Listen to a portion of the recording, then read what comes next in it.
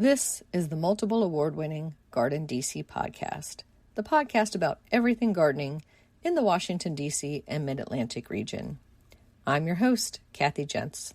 I'm the editor of Washington Gardener magazine. Our content is aimed at gardening enthusiasts, people who grow everything, from edibles to ornamentals, natives to exotics. If it grows in our area, that's what we talk about. Welcome to episode 208 of the GardenDC podcast. In this episode, we talk with Ciara O'Brien, founder of the Prince George's County Seed Library, all about seed libraries.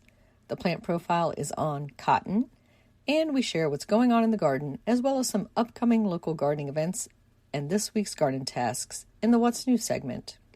We close out with the last word on freezing butternut squash from Christy Page of Green Prince.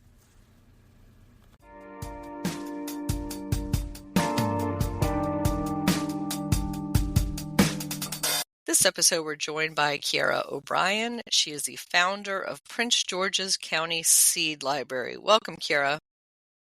Hey, happy to be here. Great to have you on, and we're going to talk all about what seed libraries are, how to join one, participate in one, how to maybe start one in your community. But before we dive into all of that, we like to ask our guests here on the GardenDC podcast, were they born with chlorophyll in their veins and a green thumb? Yeah, I like to think so. My dad's side of the family is from Ireland, grew up in rural Ireland, and they were farmers. They grew their own food and had cattle. And I like to think that most of the people in my family kind of have this connection to land and to growing. And I think that that's definitely been transferred on to me. When I was little, we always had a garden growing up, and my dad likes to say he's not a green thumb. He says, I plant one potato and I get two potatoes.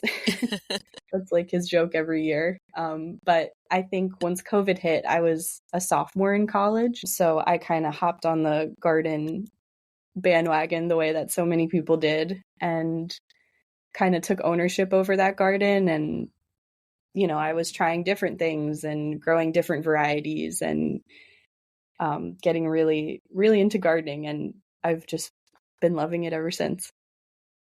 Excellent. So you said you were a sophomore in college when that gardening bug bit. Yeah. What type of gardening were you into?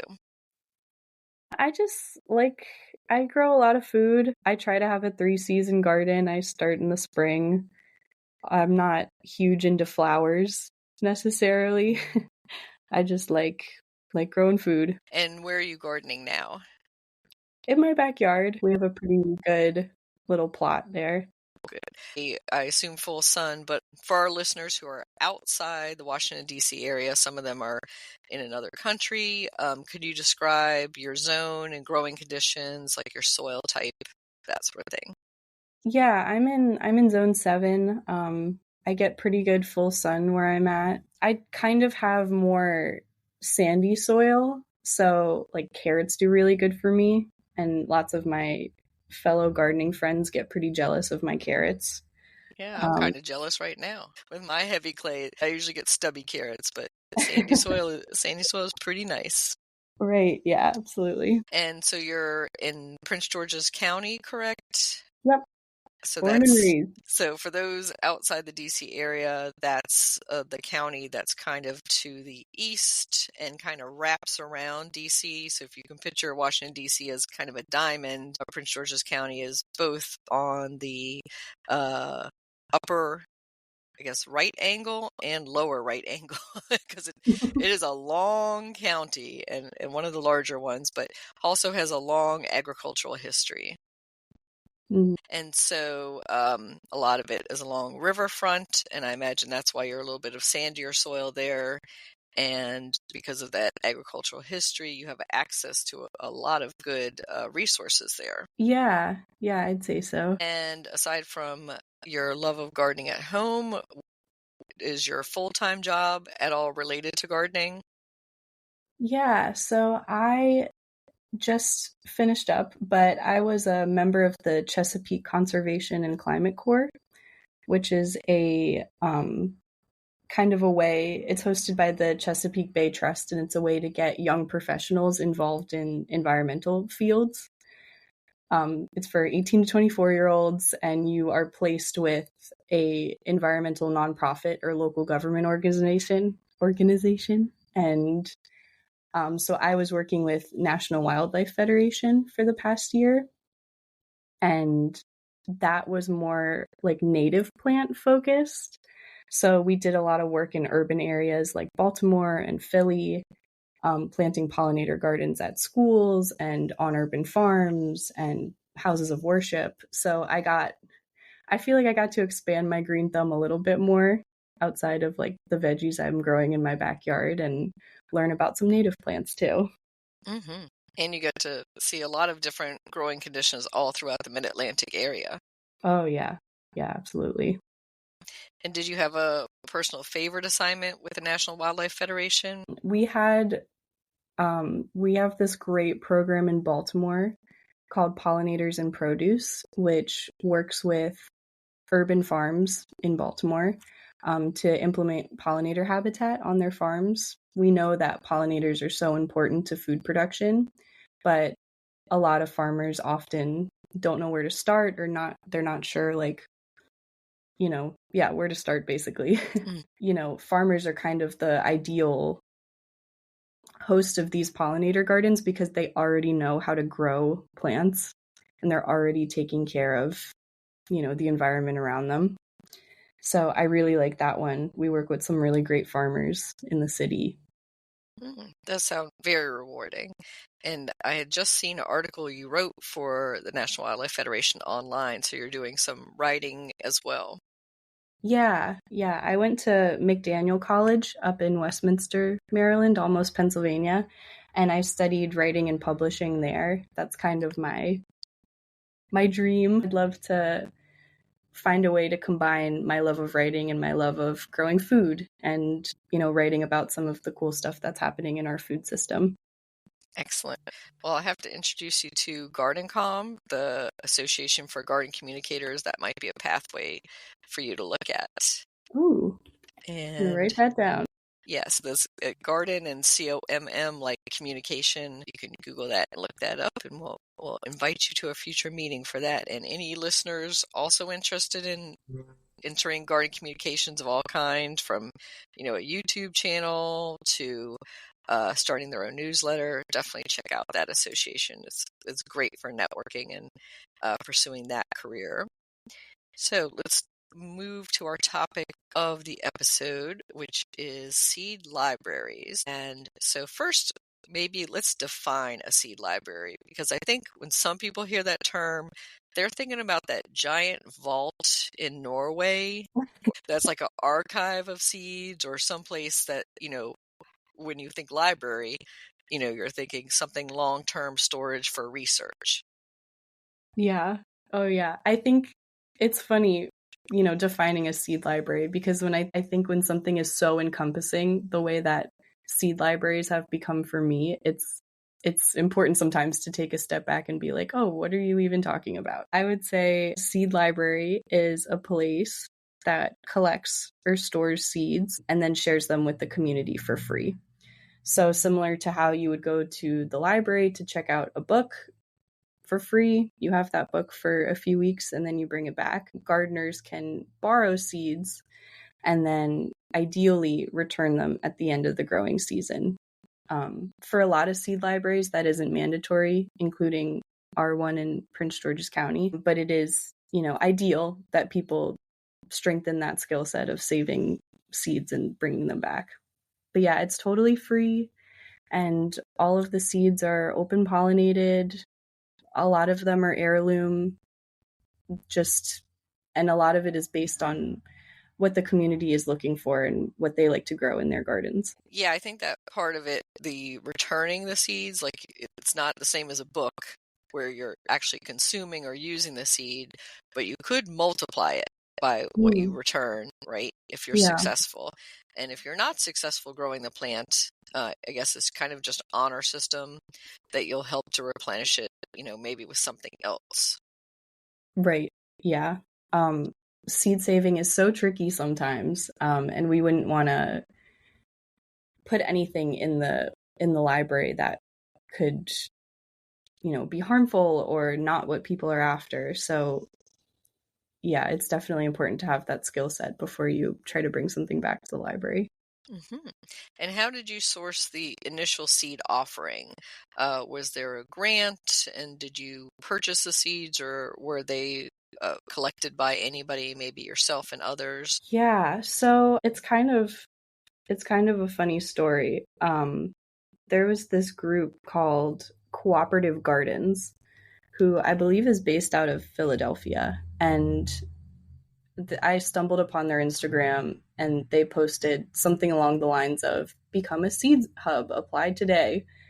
And I clicked on the link, and there's a few questions like, oh, like, why do you want to become a seed hub, and who are you catering towards, and things like that. And I filled out this application, and I was like, yeah, okay, like, we'll see. And I kind of forgot about it. And then a few weeks later, I got like a UPS tracking number that was like, your package is arriving. And I was like, I don't even remember ordering anything. And it was this massive box of seeds from Cooperative Gardens. And I never got any type of like confirmation that, congratulations, you've been accepted as a seed hub. It was just like, here's your seeds, go distribute. So that's where I got the initial round of seeds. And they're a great organization. I would highly recommend looking into them and supporting them, because they give seeds to seed hubs and seed libraries all over the country. But yeah, that's how I started. Really had to hit the ground running, figure out what to do with all those seeds. Well, it was a great gift too. And yeah, they were just like very empowering, it sounds like. Yeah, really wonderful group. Hmm. And how did you come to partner with the Prince George's County Libraries to do that? Because the seed library doesn't necessarily have to be housed at a library. I mean, it's more convenient probably for people if it is, but it could be anywhere, really. Yeah, that's a really good point. There's lots of really cool mobile seed libraries that kind of travel around communities, especially people that don't have access to a library or don't have trust in their local library system. But I knew that for our community, it would make sense for it to be housed at the local library. So I reached out to the Prince George's Master Gardeners, and they told me that they had tried to start a seed library in Accokeek, which is kind of a more rural part of the county. Mm-hmm. I think they have a lot of farmland, but it wouldn't be like gardening, lots of gardeners necessarily. So they had tried to start a seed library there, and it never really took off. So I was like, okay, maybe we should go somewhere else, maybe a little bit more urbanized, maybe a place somewhere people might be, interested in gardening in their backyards. So we ended up at the Hyattsville Library, the Hyattsville branch, which is a pretty newly renovated branch just within the last couple of years. So I figured, this is a building that has, it's been newly energized, and people are probably excited to be going in there. And when I talked to them, I found out that a seed library was something that they had been looking to do anyway. So I had the proposal and I was ready to go, and they just went with me. Excellent. And who is maintaining the library on a day-to-day basis for the seed collection? Because I know maybe some local librarians would be a little reticent because they're not as familiar maybe with gardening or seeds, or because they're already overwhelmed in other aspects of their job. Yeah. So I was pretty lucky when I started working with the library. I was kind of paired with a library staff. His name is Caleb. Caleb is wonderful. And he was very excited about starting a seed library. And he was the one that kind of taught the other librarians, like, this is what it is, this is how it works. And but for the most part, it's pretty self-service anyway. There's a checkout binder where people can write their names and what they what they checked out, just for us to keep track of what people are interested in and what kind of seeds people are taking. But for the most part, it's very off hands for library staff, which is nice. That's good. So it's not like you're going to the library, picking out some seeds and going to the counter with your library card and checking them out, so to speak. So it's a separate thing. That's its own unit inside the library. Yeah. In fact, you don't even need a library card to check out seeds. We have a little membership form just so, like I said, we can keep track of where things are going, but we want to make it as accessible as possible. Yeah, so in the Hyattsville Library, it's located just to the left of the circulation desk if you're looking straight at it. It's this cute little cabinet. The doorknob is a tomato. Can't miss it. Cute. And how do you divide up or categorize the seeds inside that cabinet? Yeah, so we have the cabinet, and then we have this old card catalog drawer. It's just two little drawers. So the idea is that the main kind of hot seeds for the season, like maybe for summertime, tomatoes, peppers, things like that would be really sought after, are in the main cabinet. And then maybe some of the nicher things are just organized alphabetically in those card catalog drawers. Excellent. So I know for a newbie gardener, all those seeds would be overwhelming and you'd want one of everything, right? So Right. Is there a rule about how much you should take at a time, or is it just completely open to whatever people feel like they can grow? So in our first year, people are still getting used to the seed library. So there aren't regulations on how much people can take. We just want to make sure that these seeds are getting out. But I think in the future, we'll probably move over to like a 3 packet per day kind of rule, and then a certain amount per month, just to, make sure that people aren't being too greedy or too excited.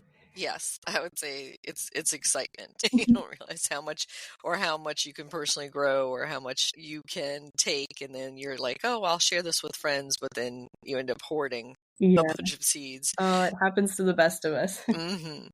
So speaking of which, you have your seed packets, and I'm imagining when you get a commercial seed packet or somebody brings in, say, 100 seeds saved from a pepper or something, that you're dividing it up into much smaller quantities. Are they opening up the envelopes and just taking a few seeds out, or are they already divided up into what would be a reasonable amount for a home gardener to use?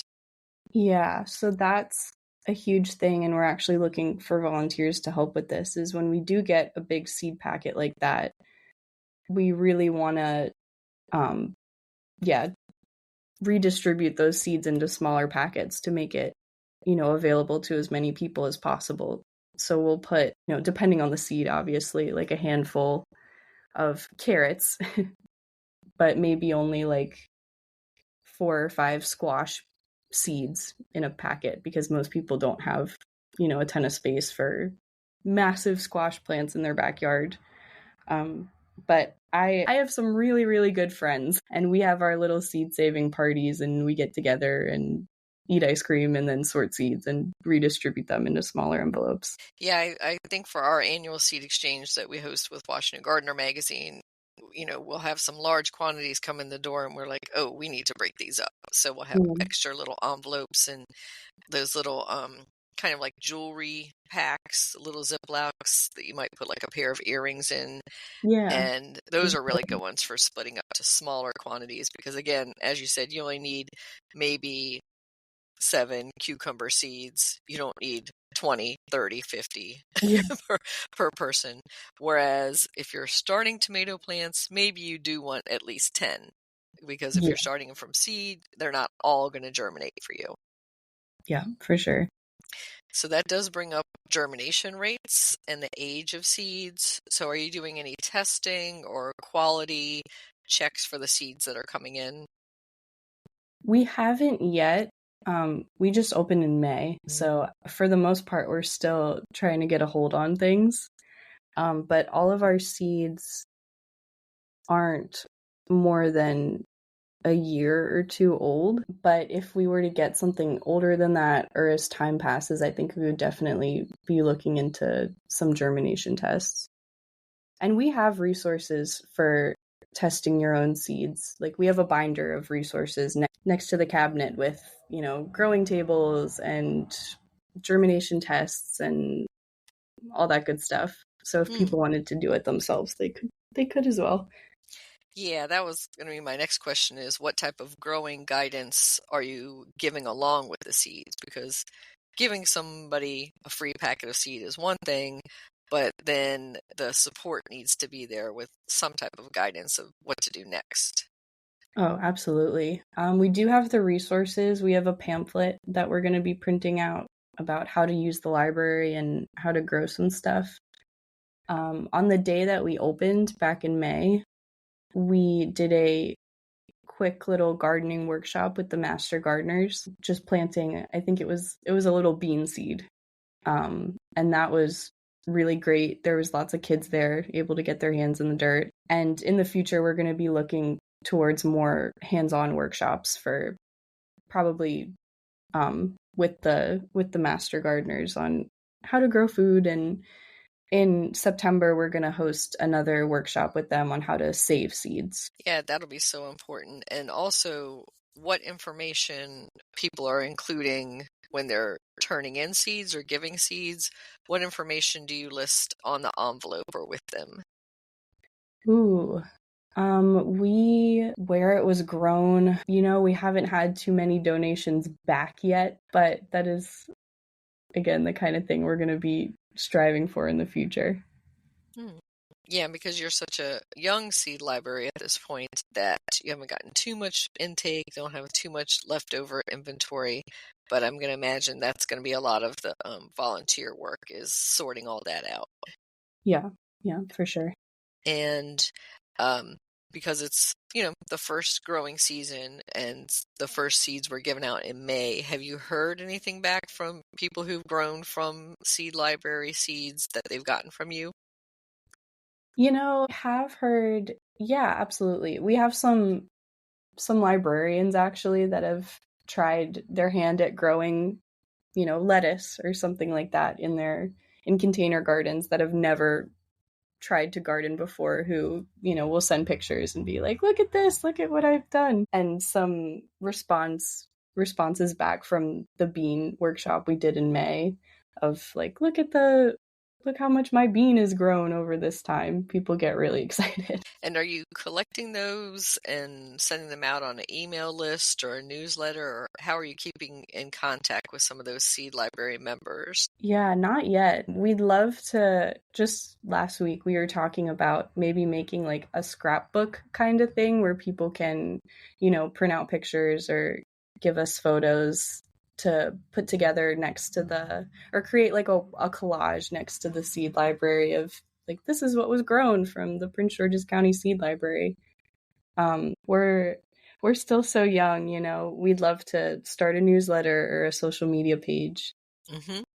Yeah, or even just a hashtag, like hashtag seed library grown, or I guess it would be PGCO seed library grown, something like that. So that would be great to trace, because I know from our own annual seed exchanges, it's always nice to hear back what was successful, what didn't do so well, and see what came out of that. So it's always gratifying.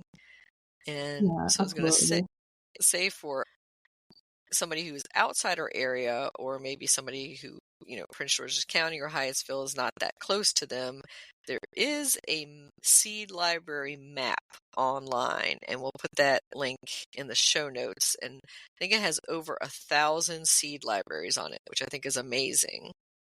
Yeah. I've been lucky enough to volunteer with the Seed Library Network for about a year now, since I really started getting into all this seed library stuff. The Seed Library Network is an absolutely wonderful resource for anyone looking to start a seed library, or just wants a little help bolstering their current seed library. Yeah, we completed a census earlier this year and have been working on a map which has about 1,000 seed libraries across the entire world. But we also do a monthly newsletter. It's called the Cool Beans newsletter. I actually just took over editorship of that newsletter, which is pretty exciting.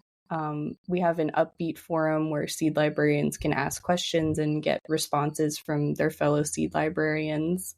And we also have a lot of resources and like mock examples for seed saving envelopes or return forms or signage or anything you could possibly look for. I will say the Seed Library Network, we're redoing our website at the moment. But if you check back, there's going to be some really, really wonderful resources up there. Excellent. Yeah, and I've been getting the Cool Beans newsletter. Love that name, by the way. That's great. It's free to anybody who's interested. So you would just go on the website and register or sign up for that, correct? Yeah. It's really easy. And the Seed Library Network itself, is it a nonprofit? Library Network is under Empowerment Works, which is a social change group. I believe it's a 501c3. Mm-hmm. So they're the ones who would handle the funds and the tax, the deductible status and that sort of thing for them. Yes. So you can be under there. And I do see on your page that you do take tax-deductible donations through fiscal sponsor. Makes sense, especially if it's a smaller organization and you just don't have the volunteer base yet for that. So I was going to ask about those 1,000 seed libraries and that census you've done so far. Are there concentrations of where there are a lot of seed libraries, and then are there places where it's like, wow, I can't believe there's no seed library in this area yet? Yeah. It's cool to see there are seed library networks within the seed library network. I was kind of surprised. There's certain parts of Canada that are really concentrated with seed libraries, just like dozens and dozens of them. I was just in Ireland a few weeks ago, and I wanted to see if there were seed libraries around there, and there's like a concentrated 7 or 8 of them just in one county alone, which I thought was really amazing. They're definitely build on each other. As far as like a lack of seed libraries, honestly, I would say my area in Prince George's County has been a weird kind of seed library desert. You know, I was shocked to see that it took so long for one to pop up, and there honestly aren't that many around me still in Maryland or in DC. There were lots of legal issues with seed libraries in the past, and I think even though that has been like totally solved and changed, it's not a problem anymore, there's still like some lingering uncertainties around seed libraries, and people are nervous to jump in.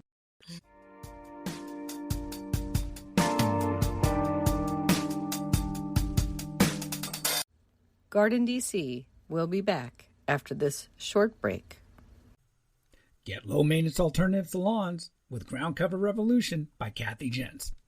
Reducing the lawn is among the biggest trends in homeownership, with an endless stream of homeowners looking for an eco-friendly alternative to a traditional turfgrass lawn.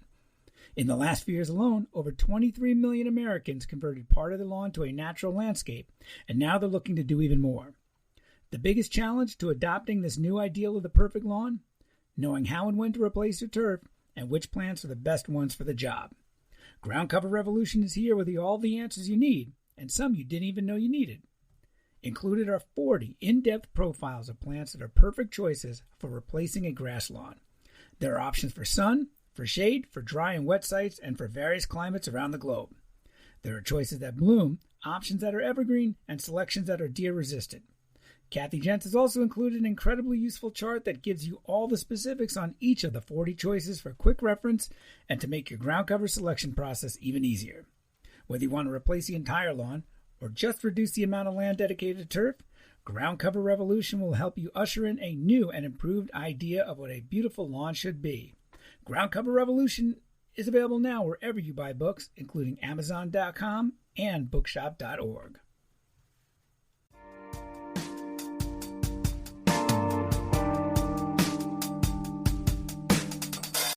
Can you talk about some of those legal concerns and how they were solved now? Yeah. So there was a seed library in Pennsylvania, in Mechanicsburg, Pennsylvania, I believe, and back in 2014. And I think it was like this local like women's group just found these old card catalogs, and they wanted to create a seed library. Like they opened on Earth Day.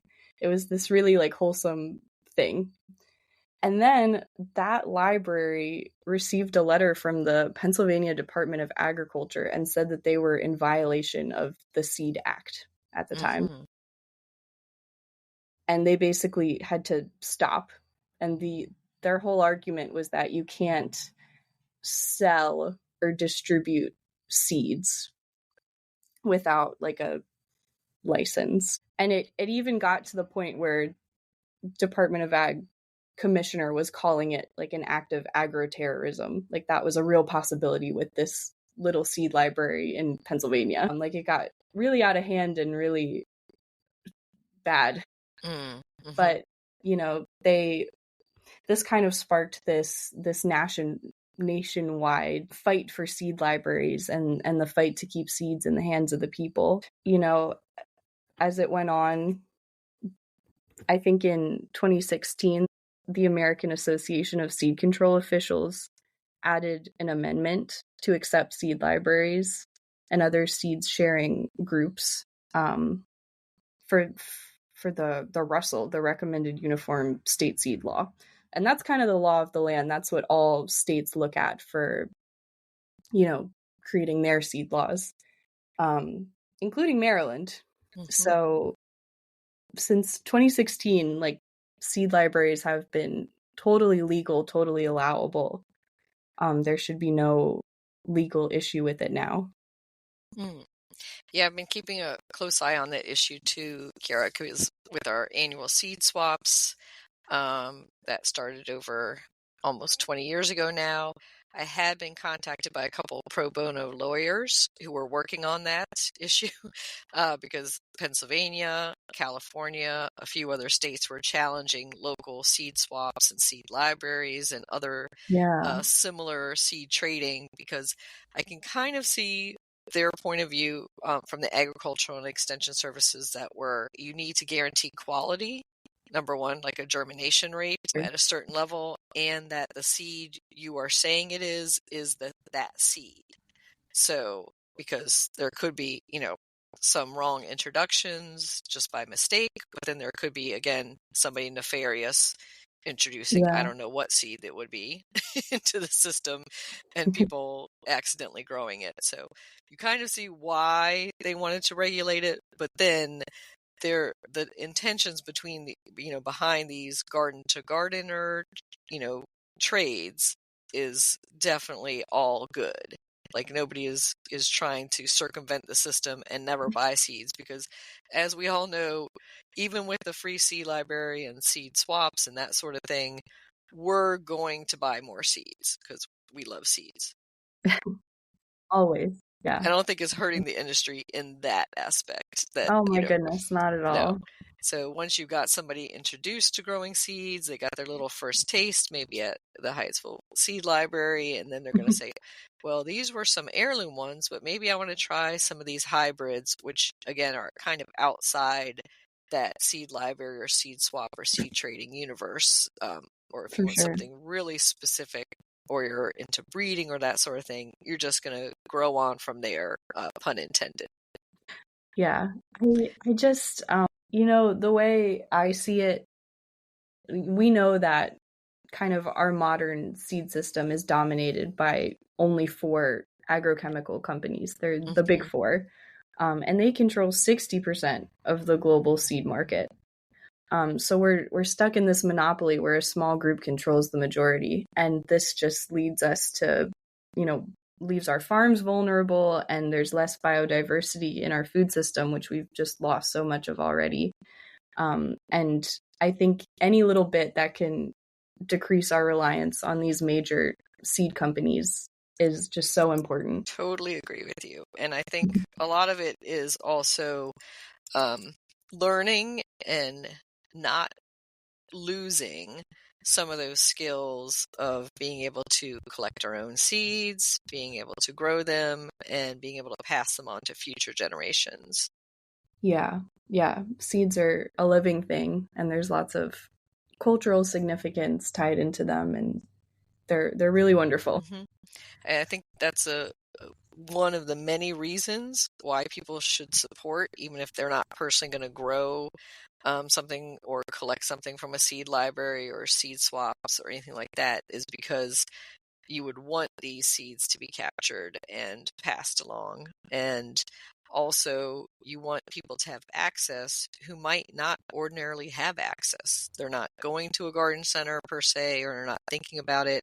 So I think this is putting seeds in the hands of maybe some underserved populations. Can you talk about how seed libraries might be able to access those? Yeah, I think, the library is often called like the third location. You go home, you go to work, and you come to the library. It's really like kind of everyone can join, and it's one of the last few places where you can do something for free. And I think we're able to reach so many people that way. It's such a beautiful thing. And people are already really invested in the seed library, I would say. The Mount Rainier Library, which is right down the street from the Hyattsville Library, has a community garden attached to it, like some kind of partnership there. So people are taking the seeds that they've checked out at the Hyattsville branch over to the Mount Rainier branch, and they're growing their own food there without, any land of their own. And people are starting to put in requests like, oh, I want to try growing this or that, which has just been so delightful to hear that, this just started a few months ago and people are already so invested in their own community. And I can imagine as it goes on that you'll probably maintain a list of wanted and also ones that are super popular. So there's going to be things that, more people want to grow, or things that somebody is looking for and can't find anywhere else. Yeah, for sure. Definitely keeping tabs on what people are interested in. Mm-hmm. Are you already seeing a pattern now, just this year, of what people are most interested in? Not yet, I don't think. I think people, even within themselves, if they're new to gardening, they're still figuring out what, grow a bunch of different things and see what they like. I would say the things that are easy to be a beginner success at might also be the ones that are probably the most popular, like, radish seeds or the lettuce you talked about earlier. Something that germinate quickly and have a really quick harvest might be some of your most popular, because those are obviously the ones that a beginning gardener should try and maybe be steered towards. Yeah, absolutely.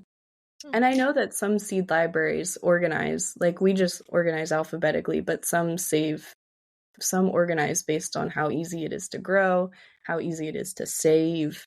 Mm-hmm. There's lots of different ways of going about that. Yeah, I wondered about that, if there would be some like rating or something on the packets that would be like, A, B, or C. A is easy, B is intermediate, C is hard, or you just use a star system or just a chart or something that says we recommend these for beginners. Because obviously the more success they have in the beginning, the more they'll be back. That's a great idea. I'm going to write that down too. Yeah, I was thinking about, I don't know if you've adopted a pet from a shelter before, but how they kind of have their evaluation little sheet for you. I was like, we could do the same thing for plants. And you could see, this one plays well with others. This one likes the solitary pot by itself. This one jumps on the counter and takes over everything. And then this one, is great for kids. Or this one prefers a older couple. So you can see the same ratings. That would be a fun little personality thing to do for plants and getting along. Which does bring us also to house plants and cuttings and that sort of thing. So does your seed library transition into those categories, or is it just purely heirloom open pollinated seeds? Yeah, not houseplants at the moment. I don't really know too much about houseplants even. I think, but I'm also really open, and I think the library is really open to anything. Like if we had someone that was really passionate about houseplants or, wanted to share that information or those cuttings, like we would be incredibly open to that. Mm-hmm.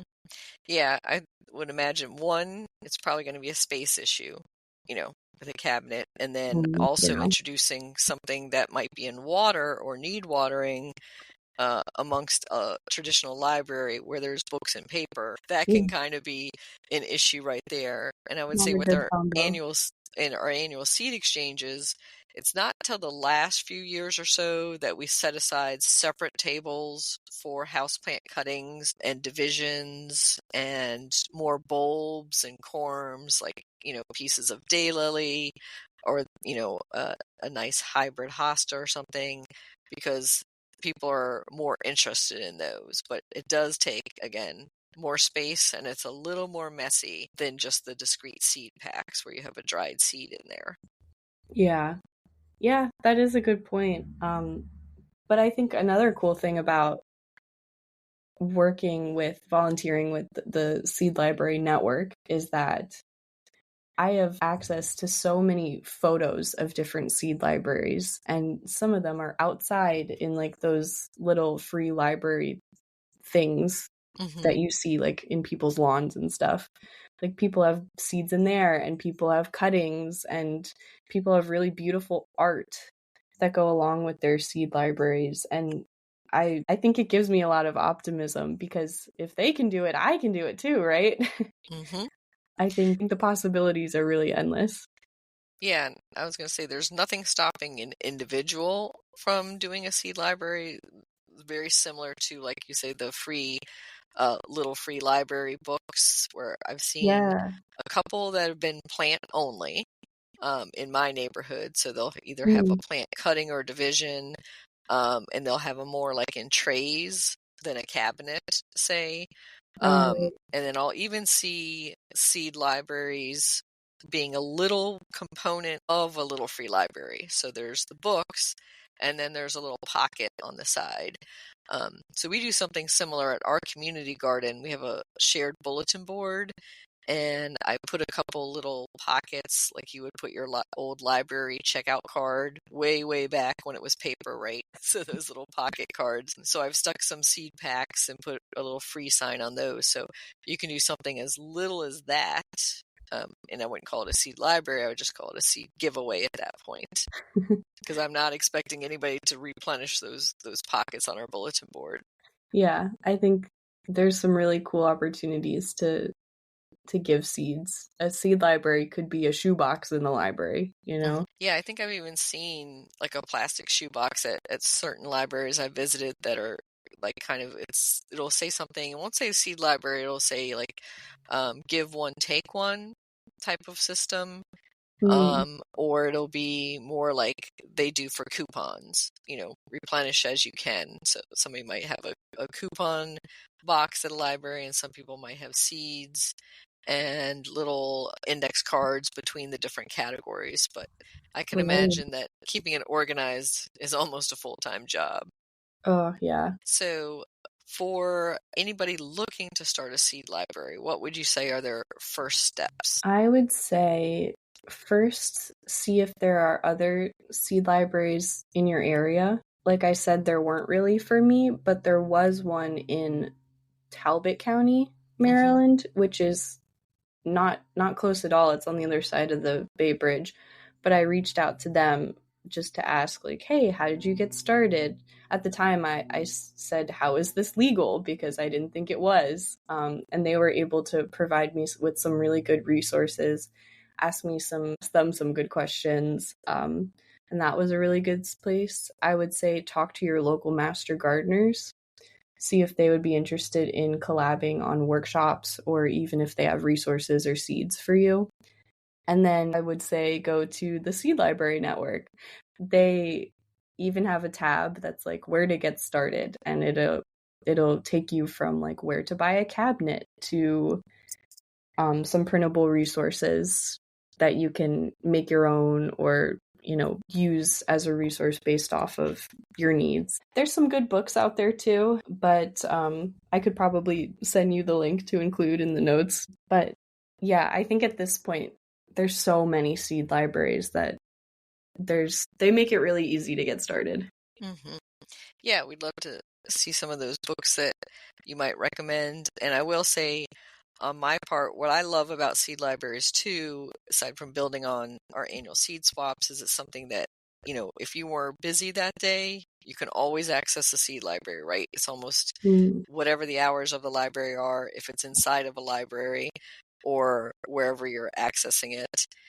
So it's almost a year round, but also that it's usually super low cost in that you talked about your cabinet was something that you got used or, you could get pretty decently made at a low cost or reuse, like that old library catalog is great. And you don't have to start off with something super expensive at that point.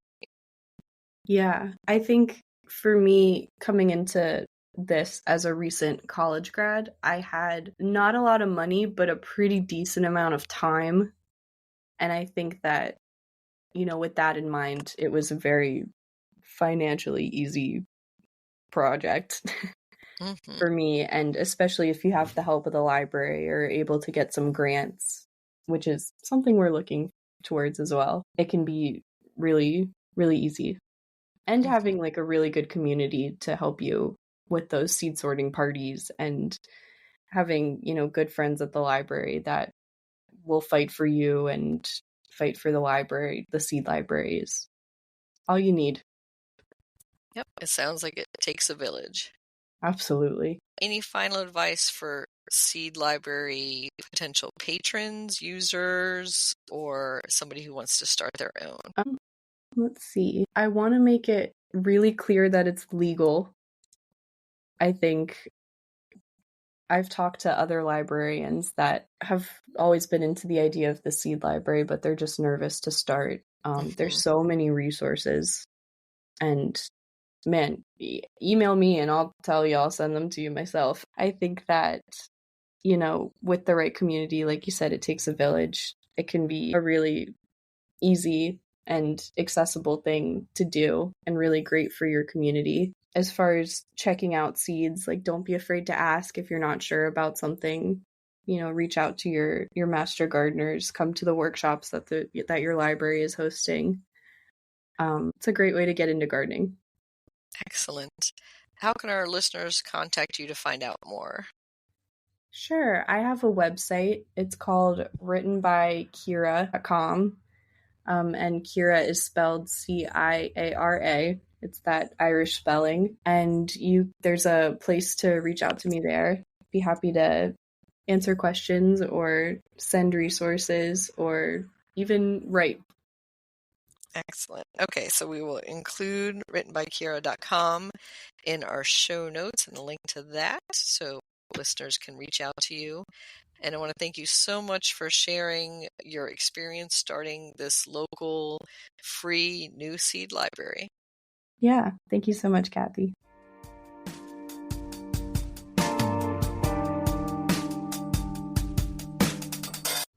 GardenDC will be back after this short break. In the book The Urban Garden by Kathy Jentz and Terry Spate, you'll find dozens of inspiring and creative ways to grow flowers, shrubs, vegetables, herbs, and other plants in small spaces and with a limited budget. Whether you want to grow on a balcony, rooftop, front stoop, or a tiny urban patio, turn your growing dreams into reality and build a gorgeous and unique garden that showcases your personal style while still being functional and productive. With the ingenious ideas and resourceful tactics found here, you'll be maximizing yields and beauty from every square inch of your space. No matter what you grow, the 101 amazing growing ideas found in the urban garden will turn your tiny urban yard into a treasure trove of green you'll be proud to share with family and friends. Buy your copy today at your local retail bookseller or order it online now at Amazon.com or bookshop.org.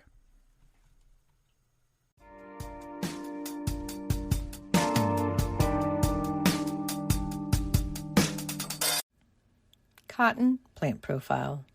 Cotton, Gossypium species, is a plant family with a long and tangled history. It has been cultivated and used by humans for thousands of years. Cotton is native to the tropical and subtropical regions of the Old and New Worlds. There are about 50 Gossypian species total. Growing cotton ornamentally is gaining popularity.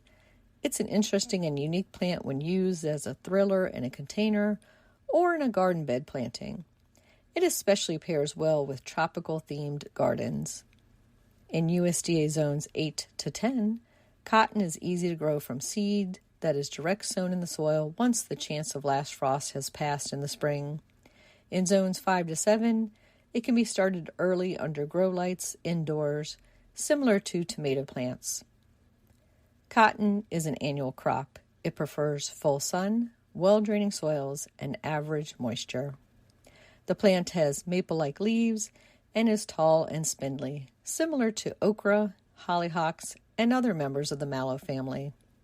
The flowers are hibiscus-like, and they form seed heads as they dry and mature on the plant. These are the white fibrous bolls of cotton fluff. You can cut these off and dry them to use in crafts and to collect the seeds for next year's plantings. Some attractive varieties to try in a home garden setting include Red Beauty, Alba Red Variegated, and Black Beautiful. Cotton, you can grow that.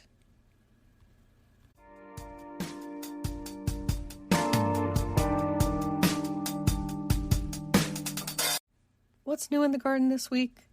Well, my roses, which took a long break from blooming over the hot summer, are starting to rebloom now, and I'm loving seeing those beautiful blooms. Over at the community garden, the peppers are starting to mature and change colors, and I'm enjoying both the sweet and hot forms, though not too hot. In the garden tips that we shared this week on our social media, we talked all about seed starting for fall crops. So now, even though it's still summer, we should be starting seed crops either indoors or direct sowing them so you can have something on that Thanksgiving table to share. In local gardening events, I wanted to remind you of a couple upcoming events that Washington Gardener is involved in. So you'll see us on Saturday, September 7th at Franklin Park in Washington, D.C. at the D.C. State Fair. We're involved in the flower arranging, judging, and activities around 2 p.m. that day. And Washington Gardener Magazine is also a media sponsor of the Urban Tree Summit that's presented by Casey Trees in Montgomery Parks. That conference will be held on September 18th. At the Silver Spring Civic Center in downtown Silver Spring, Maryland, and you can register for that at urbantreesummit.org. And then looking farther ahead, on Saturday, October 5th, is Growing Community Making Good Soil. That's being presented by the Smithsonian's Anacostia Community Museum in Washington, D.C., and that is open to gardeners in the area. So feel free to register for that through the Smithsonian's website. And the weekend following that, on Saturday, October 12th, from 1 to 4 p.m. is the Under the Arbor Chile celebration, and that's put on by multiple Mid-Atlantic units of the Herb Society of America and the National Herb Garden at the U.S. National Arboretum. And visitors can learn about chili peppers, trying different varieties, tasting an array of foods infused with chilies. Some samples of those foods include salsa, hot chocolate, and pickled peppers. This is a free, informal drop-in event open to the public, so no need to register for that. And then also at the U.S. National Arboretum, a couple weeks after that, is the October 26th bulb sale and garlic planting party. So there's edible and ornamental bulbs for sale, free family crafts, and then that will be at the U.S. National Arboretum, and then over at the Washington Youth Garden on the Arboretum's property, there'll be a fall planting of garlic bulbs. So save that date and look out for more details on that at fona.org. So FONA.org. Happy gardening!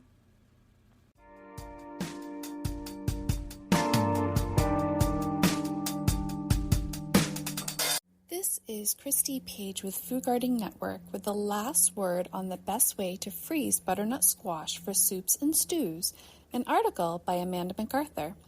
Sometimes I feel like Lucille Ball at the chocolate factory when I'm knee-deep in harvest season and just can't keep up with using all of my delicious veggies. Even after I gift them to family and neighbors, I'm always looking for creative ways to preserve vegetables once harvested. Enter butternut squash. Now, butternut squash is an ultimate champ when it comes to freezing for later use because you really can't get it wrong. For me, the choice depends on how much prep time I have versus how much time I want to spend cooking the butternut squash soup or stew. Here's the best way to freeze butternut squash for soups and stews with slight variations that you can make. First, prep the butternut squash. Peel the squash and have it lengthwise with a knife. With a spoon, scoop out seeds and pulp. Cut the butternut squash into 1 to 2 inch cubes. The freeze it raw method is the easiest method up front. Once cut into cubes, spread the butternut squash onto a baking sheet so the pieces aren't touching each other, and put them in the freezer for about an hour until frozen. Once frozen, gather the pieces into a labeled storage bag or container and just toss them back into the freezer. You can roast or microwave these pieces directly from the freezer when you're ready to make a soup or stew. Next is the blanch and freeze method. This method is good for recipes where you want to retain the texture of the cubed up butternut squash. Take your cubed squash, put it into boiling water for 3 to 5 minutes, immediately dunk pieces into ice cold water, drain well, and freeze using the same method as above. I'll be honest, this method is the clunkiest with added time up front for what might not be the biggest payoff, but there is science to support that says by blanching first, you destroy enzymes that will mess with the nutrients and textures. If you're planning on storing your frozen squash for a while, it may be worth the extra time. The puree and freeze method. This is my favorite method because with a few extra minutes of prep, my butternut squash will be ready to throw into a sauce, stew, or soup and requires no additional cooking time beyond the thawing process. Once you have the raw butternut squash cubed, you can roast it, microwave it, or steam it until cooked through. I don't recommend seasoning the squash at this stage as you'll be seasoning according to your recipes at a later date. Mash or blend to your desired consistency and divvy up into ice cube trays or muffin tins and freeze for an hour until solid. Remove the squash from the tins or trays and place in labeled storage bags or containers for future use. Bonus tip, this is an awesome way to prep homemade baby food using fresh ingredients and can be done with all kinds of veggies and fruits. This has been The Last Word with Christy Page at foodgardening.com.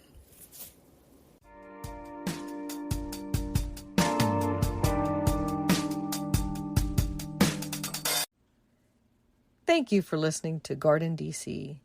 You can become a listener supporter for as little as 99 cents a month by going to the supporter link in our show notes or directly to podcasters.spotify.com/pod/show/GardenDC/support.